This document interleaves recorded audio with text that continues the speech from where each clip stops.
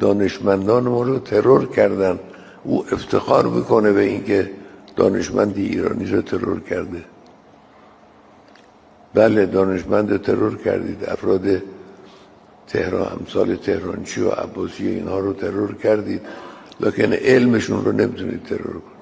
افتخار میکنه که صنعت هسته‌ای ایران رو بمباران کردیم و از بین بردیم. خب خیلی خوب، همین خیال باشه. اما اصلا شما چه کاره هستید که اگر یک کشوری صنعت هسته‌ای داره شما دخالت کنید بگید باید و نباید؟ شما چه کاره دنیایی؟ چه ربطی به آمریکا داره که ایران امکانات هسته‌ای و صنعت هسته‌ای داره یا نداره؟ این